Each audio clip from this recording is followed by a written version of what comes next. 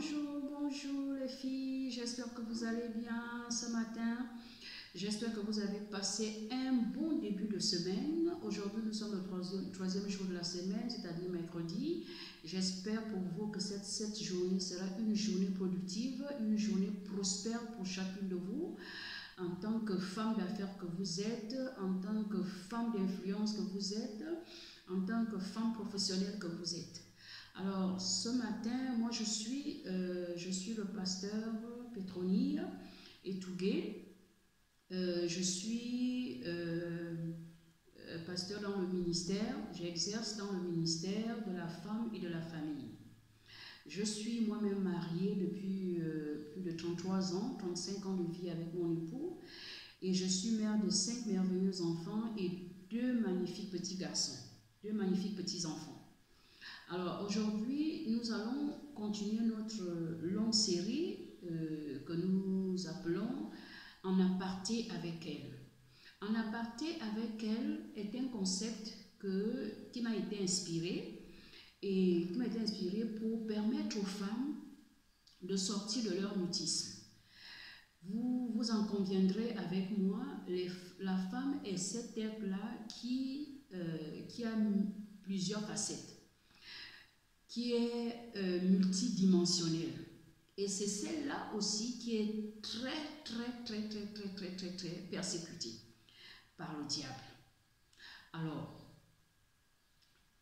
ce concept nous permet de pouvoir échanger entre nous, parce qu'il y a beaucoup de femmes, qui vivent des choses très difficiles, d'abord au sein de leur foyer, dans leurs familles respectives, dans les milieux professionnels et dans l'entourage immédiat, c'est-à-dire des amis, des connaissances ou même le voisinage.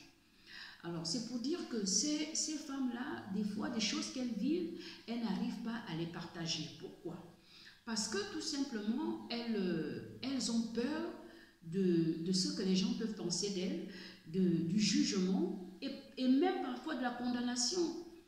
Alors que ce sont elles qui sont des victimes, mais des fois elles se voient jugées, elles se voient condamnées. Donc c'est cette peur-là qui amène les femmes parfois à ne pas vouloir se confier. Ce n'est pas l'envie qui leur manque, mais c'est simplement parce qu'elles ont peur de, qu'en dira-t-on, de ce que les gens peuvent penser d'elles. Et ce qui fait qu'en restant dans ce mutisme-là, elles s'autodétruisent sans même s'en rendre compte. Elles finissent par même croire que ce qu'elles vivent, elles le méritent. Non, femmes, j'ai envie de vous dire que ce n'est pas vous qui êtes les bourreaux, mais c'est vous qui êtes les victimes. Donc, vous n'avez pas à vous sentir condamné, vous n'avez pas à vous sentir responsable de ce que vous avez vécu dans le passé ou ce que vous êtes en train de vivre actuellement. Je ne sais pas pour vous ce que vous vivez actuellement, mais ce matin, Dieu a envie de parler au cœur d'une femme. Dieu a envie de dire à une femme ce matin qu'elle n'est pas seule dans la situation qu'elle vit, qu'elle n'est pas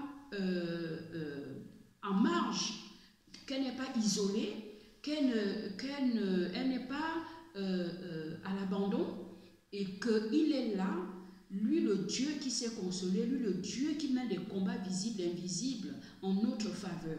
Le Dieu Sabaoth, c'est comme ça qu'on l'appelle, le Dieu Sabaoth. Bien-aimé, ne te sens pas seul, ne te dis pas que Dieu t'a abandonné. Peut-être que dans tes prières, tu n'arrives toujours pas à trouver la solution. Peut-être que dans tes prières, tu es épuisé, tu te dis que mon Dieu m'a abandonné.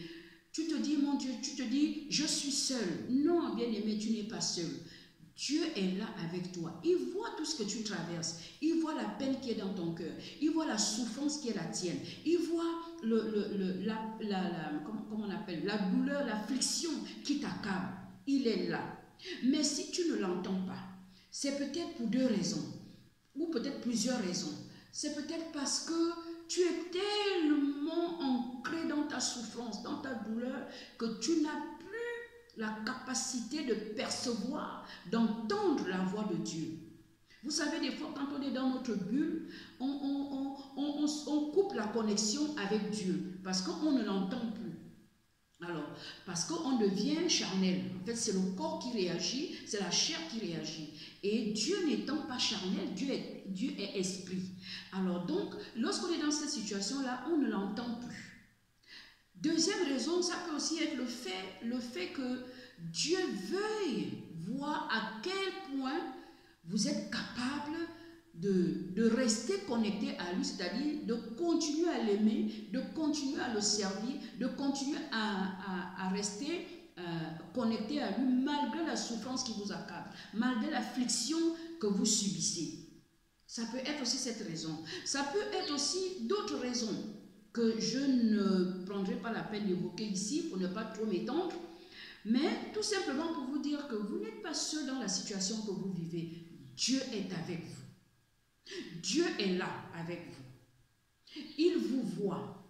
Il vous entend même lorsque vous priez à lui. Il est là pour essuyer vos larmes. Vos yeux charnels ne peuvent pas le voir. Mais si vous rentrez un peu en vous-même, si vous essayez un peu de vous détacher de l'affliction, de la souffrance que vous subissez, que vous vivez, vous percevrez sa voix. Vous l'entendrez. Il dit que les brebis entendent la voix du bon berger. Qui est notre bon berger? Notre bon berger, c'est Dieu. C'est celui-là qui nous conduit dans le pâturage. C'est celui-là qui nous conduit dans les eaux paisibles. C'est celui-là qui nous conduit dans de l'herbe fraîche. De l'herbe fraîche. Alors, il ne peut pas nous abandonner. Non, ce n'est pas possible. Il est là. Il vous entend. Il vous écoute. Il essuie vos larmes. Bien-aimés, ce que j'ai envie de vous dire, c'est que Dieu aimerait que vous sortiez de ce mutisme. Parce que ce mutisme vous accable, ce mutisme vous détruit, il vous détruit au-dedans de vous. Parce que vous allez même jusqu'à penser que ce que vous vivez aujourd'hui, vous le méritez. Non, vous ne le méritez pas. Il y en a même qui vont jusqu'à penser qu'elles ne sont plus bonnes à rien, elles ne valent rien. Oh bien-aimé, j'ai envie de vous dire que étant la dernière créature de Dieu lors de la création du monde, vous avez du prix aux yeux de Dieu. Vous avez du prix aux yeux de Dieu, bien-aimé. Dieu vous aime tellement que vous n'imaginez même pas à quel point. Bien-aimé de Dieu, vous êtes la prunelle des yeux de Dieu. Bien-aimé, j'ai envie de vous dire qu'il vous a appelé mes bien-aimés. Dieu n'appelle pas n'importe qui mon bien-aimé ou ma bien-aimée. Dieu vous a appelé ma bien-aimée parce que vous êtes pour lui des intouchables.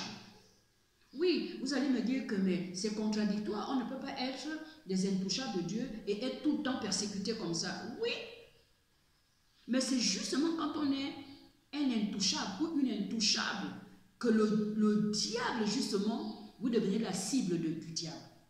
Parce que il est conscient de ce que vous représentez pour Dieu.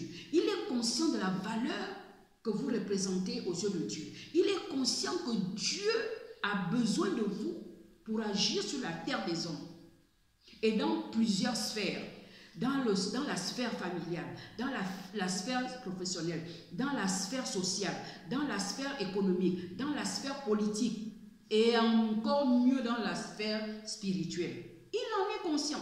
C'est pour ça qu'il vous persécute. C'est pour ça qu'il nous persécute. Parce qu'il sait ce que nous valons. Il sait ce que nous représentons aux yeux de Dieu. Donc j'ai envie de vous dire que vous êtes des intouchables. Et intégrez ça en vous, bien-aimés. Vous êtes des intouchables. Aujourd'hui, je vous disais tout à l'heure, le feuilleton d'aujourd'hui s'intitule « Les mains ». Les mains sont un sanctuaire. Bien-aimés, vos mains sont un sanctuaire. Est-ce que vous le savez? Les mains font partie des 5 sens de l'homme. Les mains sont sacrées aux yeux de Dieu. Les mains sont un autel. Les mains sont un levier pour plusieurs choses. Aujourd'hui, je vais essayer de parler des mains en tant que sanctuaire. Bien-aimé de Dieu, Les mains sont un sanctuaire. Qu'est-ce qu'un sanctuaire? On ne peut pas parler de sanctuaire s'il n'y a pas autel. Un sanctuaire est toujours accompagné d'un autel. Un sanctuaire est toujours accompagné d'un autel. Sanctuaire vient de sanctification. Ça veut dire tout ce qui est sacré, tout ce qui est propre. C'est ça qu'on appelle un sanctuaire. Tout ce qui n'est pas à la portée de tout le monde, c'est ce qu'on appelle sanctuaire. Alors, aujourd'hui, je vais essayer de vous dire en quoi vos mains sont un sanctuaire. À tout de suite, les femmes.